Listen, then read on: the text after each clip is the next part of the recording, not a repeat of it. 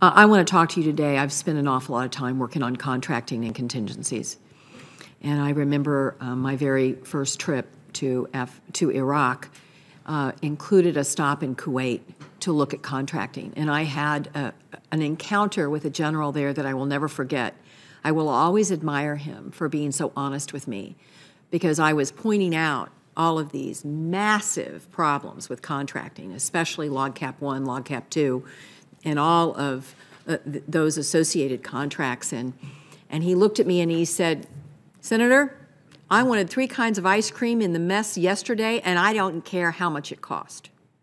Now, while I admired him for his honesty, it kind of underscored for me that contracting oversight was not a core capability many times within commands, within contingencies. If it were, we wouldn't have this long trail of mistakes made going all the way back to Kosovo on contracting. So I was upset yesterday when I saw the DODIG report coming out of Kuwait, where they said that ineffective monitoring of contractor performance for the Kuwait base operations, particular concern that the contracting officer representatives, which we've worked very hard. I mean, at the point in time I was over there, it was the worst guy in the unit got handed the clipboard, had no idea what he was supposed to do in terms of contracting oversight, and didn't do much. We've done a lot of work on this, training and making sure people understand, and with standing up the contracting command. So the fact that there is no consistent surveillance of these contracts in Kuwait, no assurance that the contract requirements have been met, and the entire $13 million performance bonus was paid, even though it's not clear that it was earned.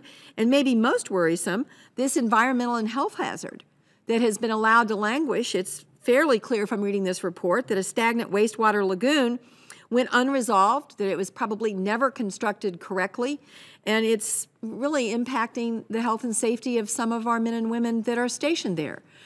So I need you to reassure me that we have not taken our eye off the importance of contracting oversight. And this is not just you, this is also the ACC and the 408th Contracting Support Brigade. Thank you, Senator. I absolutely agree with you, and I recognize my responsibility as the CENTCOM commander and as a senior leader in the Department of Defense to ensure that the expenditure of our national treasure and our resources is done in an effective and efficient manner. And I look forward to an opportunity to talk with you specifically about this situation in Kuwait. I would like that very much, and we'll look forward to hearing from you directly, because I want to, the thing that was the most frustrating about the contracting through much of the Iraq conflict, before we did the contracting reforms that the Wartime Contracting Commission set out, and we codified all of those, most of them in this committee, it was, the amount of money that was wasted was astounding, and we just can't afford it. We just can't afford it. Let me briefly, in the time I have remaining, I know that they have covered Russia as it relates to what's been going on in Afghanistan. I'm not sure that it's been touched on what's going on in Nigeria.